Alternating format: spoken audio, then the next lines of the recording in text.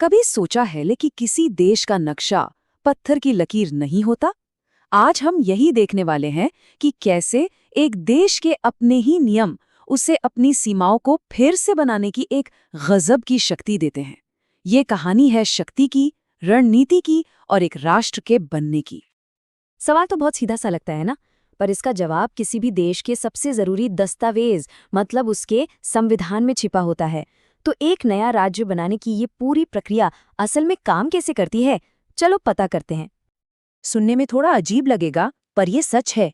एक पूरे देश का नक्शा बदलने की इतनी बड़ी ताकत सिर्फ एक लाइन से, एक वाक्य से आती है। चलिए देखते हैं वो वाक्य कौन सा है। तो चलिए सीधे उस पावर के सोर्स पर चलते हैं। ये सब कुछ छिपा है हमारे संविधान के आर्टिकल 2 में। ये है वो पावरफुल लाइन। चलिए इसके दो मेन हिस्सों को समझते हैं। एक है प्रवेश कराना और दूसरा है स्थापना करना। ये दो शब्द संसद को देश की सीमाओं को फिर से डिफाइन करने की पूरी आज़ादी देते हैं। तो संसद के पास ना दो रास्ते हैं। पहला है प्रवेश कराना, मतलब किसी मौजूदा इलाके को, मान लीजिए कोई पुरानी रियासत हो, उसे भारत में शामिल कर लेना। और दूसरा है स्थापना करना, मतलब बिल्कुल स्क्रैच से, जीरो से एक नया राज्य बना देना। इन दोनों ताकतों से भी ज्यादा जरूरी है इस आर्टिकल का आखिरी हिस्सा। यहीं पर असली खेल है, यहीं से संसद को सबसे ज्यादा फ्लेक्सिबिलिटी मिलती है। जो वो ठीक समझे, बस ये चंद शब्द और सारा खेल बदल जाता है। ये संसद को एक तरह से ब्लैंक चेक दे देता है। वो नए राज्यों के लिए नियम बना सकते हैं, अपनी शर्तें तय कर सकते हैं। ये एक बहुत ही लचीली और जबरदस्त पावर है। अब कहानी में आता है एक ट्विस्ट। हमारे संविधान में एक कह सकते हैं एक भूतिया आर्टिकल है। एक ऐसा आर्टिकल जो कुछ समय के लिए था और फिर रहस्यमयी तरीके से गायब हो गया।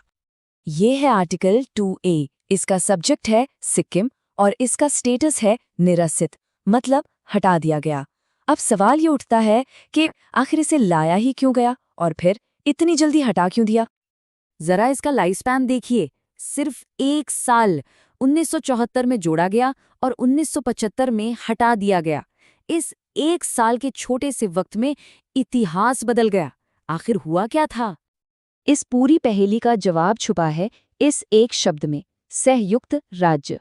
ये एक बिल्कुल ही यूनिक और पहले कभी न देखा गया स्टेटस था, जिसे खास तौर पर सिर्फ एक ही जगह के लिए बनाया गया था, सिक्किम।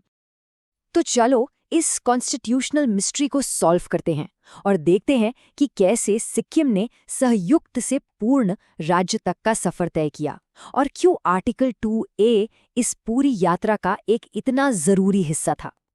देखिए, फर्क बहुत बड़ा था। संयुक्त राज्य का मतलब था एक तरह से टेम्पररी मेंबरशिप, जिसके अधिकार भी लिमिटेड थे। वहीं दूसरी तरफ पूर्ण राज्य का मतलब था परमानेंट मेंबरशिप और भारत के बाकी सभी राज्यों की तरह पूरे अधिकार। तो मतलब साफ है, आर्टिकल 2A कोई मंजिल नहीं थी, वो तो बस एक पुल की तरह था। इसे एक स्ट्रेटेजिक मूव की तरह इस्तेमाल किया गया था ताकि सिक्किम को भारत का एक फुल फ्लेज्ड राज्य बनाने की प्रक्रिया को आसान बनाया जा सके। और फिर आया 36वां संशोधन। ये था वो फाइनल स्टेप।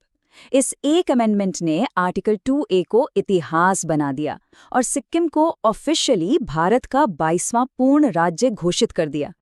सिक्किम की ये पूरी कहानी हमें वापस ले आती है आर्टिकल 2 की जबरदस्त पावर पर। ये सिर्फ कानून के बारे में नहीं है, ये एक राष्ट्र को आकार देने, उसे विकसित करने और समय के साथ फिर से रीडिफाइन करने की क्षमता के बारे में है। तो हमने क्या सीखा?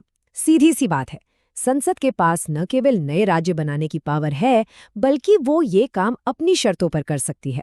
सिक्किम की कहानी इसका एक परफेक्ट एग्जाम्पल है, जहां एक टेम्पररी आर्टिकल का इस्तेमाल एक परमानेंट विलय का रास्ता बनाने के लिए किया गया।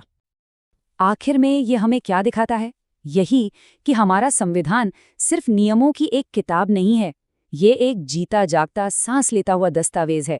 एक ऐसा टूल किट जो एक देश की बदलती ज़रूरतों के हिसाब से ढल सकता है और उसे आकार दे सकता है। तो हम सब इस सवाल के साथ रह जाते हैं कि अगर संविधान में देश का नक्शा बदलने की ताकत है, तो भविष्य का भारत कैसा दिख सकता है? ये एक ऐसा सवाल है जो भारत की सीमाओं के भविष्य को तय कर सकता है।